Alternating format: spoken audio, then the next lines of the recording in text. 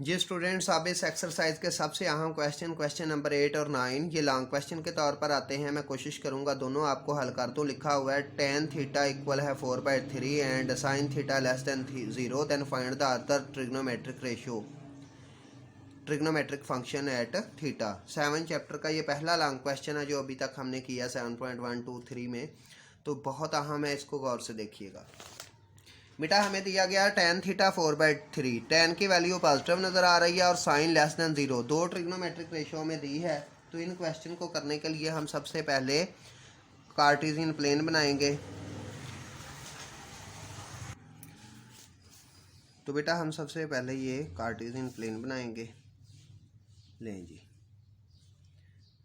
अब हमने बेटा ये क्वाड्रेंट ढूंढना है कि किस क्वाड्रेंट में हमारी फिगर बनेगी। इसमें अगर देखें तो लिखा हुआ है tan लेस देन 0। अगर मैं इसको x कहूँ, इसको x डैश का y कह लूँ, ये x डैश ये y डैश। तो यहाँ पर देखें तो सबसे पहले tan लेस देन 0, tan देखें पॉजिटिव है तो tan किस किस क्वाड्रेंट में पॉजिटिव होता है, पहले में और तीसरे में। लेकिन उस क्वाड्रेंट में साइन भी लेस देन 0 होना चाहिए। साइन लेस देन 0 किस में होता है, थर्ड में। फिर एक दफ़ा tan पॉजिटिव नज़र आ रहा है। tan पॉजिटिव कब होगा, जब tan पहले में होगा या थर्ड में होगा। लेकिन उस क्वाड्रेंट में साइन लेस देन 0 हो, तो साइन लेस देन 0 बेटा थर्ड में होता है, इसलिए हमारी क्वाड्रेंट ट्राइंगल बनेगी थर्ड में। तो जब भी ट्राइंगल बनानी है बेटा याद रखना उसकी बेस एक्स एक्सिस पे होनी चाहिए और जो उसका एल्टीट्यूड है वो वाई एक्सिस के पैरेलल हो। तो यहाँ पर अपने अंदाजे से हम एक बेटा लाइन ड्रा करते हैं और इस लाइन को यहाँ ओरिजिन से मिला देते हैं, तो हमारी इस तरीके से ट्राइंगल बन जाएगी। ये O है, ये A है, ये है B।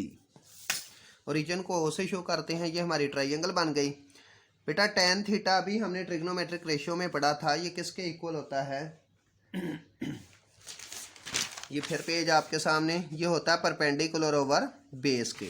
तो इट मीन्स ऊपर परपेंडिकुलर है, परपेंडिकुलर है -4, यहाँ पे 4, लेकिन जब यहाँ पे लिखेंगे तो ये बेटा -4 होगा। क्यों?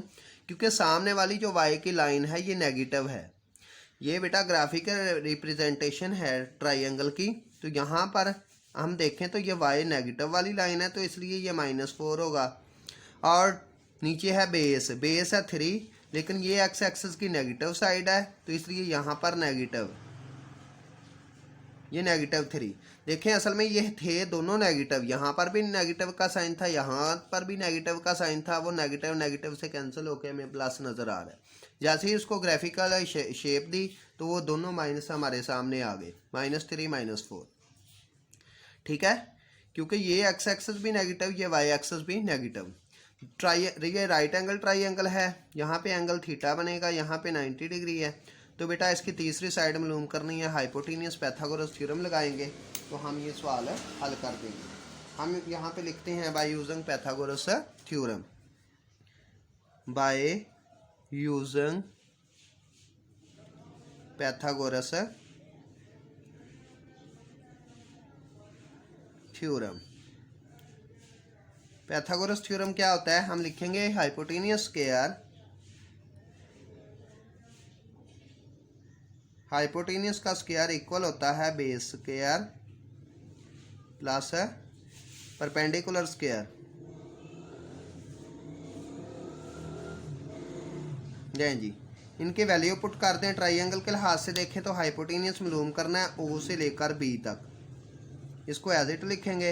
हमारे पास बेस -3 है, -3 का स्क्वायर प्लस बेटा एल्टीट्यूड देखें या परपेंडिकुलर देखें वो -4 है, इसका स्क्वायर OB इसका स्क्वायर इक्वल है -3 का स्क्वायर 9, 4 का स्क्वायर 16। यहाँ से देखें तो OB इसका स्क्वायर ये इक्वल होगा 25 के। तो बेटा हमने OB मालूम करना है, दोनों तरफ हम स्क्वायर रूट ले लेते हैं। तो बेटा 25 का स्क्वायर रूट ले तो आंसर आ जाएगा OB इसका स्क्वायर स्क्वायर रूट से कैंसल, ये आंसर आ जाएगा +-5। अब ये +-5 है, हमने इसमें से कौन सा लेना है, OB इक्वल है 5। सामने लिख देंगे, ये क्लास में बताया हुआ है, because hypotenuse is always positive. बेटा हम स्क्वायर रूट लें तो प्लस माइनस आता है, लेकिन इसमें से +5 सेलेक्ट करना है या माइनस। बेटा प्लस। हाइपोटेनियस बेटा टेढ़ी लाइन है, और टेढ़ी लाइन बेटा हमेशा पॉजिटिव होगी यहाँ पे, तो हम लिखेंगे because the hypotenuse is always positive, या लिख देंगे because the hypotenuse can not be negative. तो यहाँ पर हम देखें तो हमारा आंसर आ जाएगा 5। अब हमने 6 की 6 ट्रिग्नोमेट्रिक रेशियो लिख देनी है। एक हमें उसने बताई थी, तो हम सबसे पहले लिखेंगे साइन थीटा। ट्राइंगल की तीनों साइडें हमें मालूम हो चुकी हैं। साइन थीटा, अगर आप डायरेक्ट आंसर लिखना चाहें तो लिख सकते हैं, या अदरवाइज आप पहले लिख लें साइन थीटा। वो होता है परपेंडिकुलर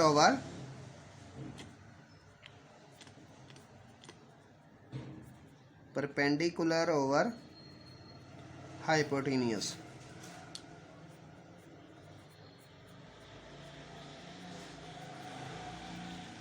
तो परपेंडिकुलर ओवर हाइपोटेनियस देखें तो परपेंडिकुलर यहाँ पर है हमारे पास है -4 और हाइपोटेनियस है 5। साइन लिख लिया तो इसी का उल्ट लिख लें फिर साथ ही, क्योंकि यही इसका उल्ट होगा कोसिकेंट थीटा। तो बेटा वो डायरेक्ट भी आप लिख सकते हैं, वो होता है हाइपोटेनियस ओवर परपेंडिकुलर, तो डायरेक्ट उसकी वैल्यू आ जाएगी 5/4 -5। यहाँ पे ये फार्मूला आपके लिए लिखना ज़रूरी नहीं, अगर आप डायरेक्ट वैल्यू पुट करना चाहें तो डायरेक्ट भी लिख सकते हैं, लेकिन याद रखना माइनस नीचे नहीं होता, माइनस सेंटर में या ऊपर वाली टर्म के साथ लिख दें। उसके बाद अगर काज देखें वो होता है base over hypotenuse.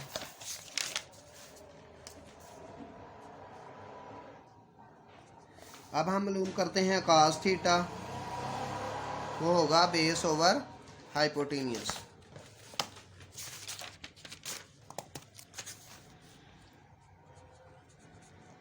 Base over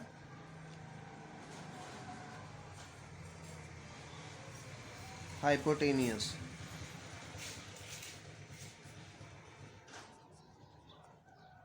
base over hypotenuse देखें तो हमारे पास बेस यहाँ पे है -3 और हाइपोटेनियस है 5, तो इसका आंसर आ जाएगा -3/5। इसी का उल्ट होता है बेटा सीकेंट, हम लिखेंगे सीकेंट थीटा। सीकेंट देखें तो ये बनेगा 5 ऊपर और 3 नीचे माइनस सेंटर में। टेन थीटा उसने बता दिया था 4/3, अब हम लिखेंगे टेन का उल्ट होता है कॉट थीटा। बेटा 4/3 बताया था, तो ये होगा फिर 3/4।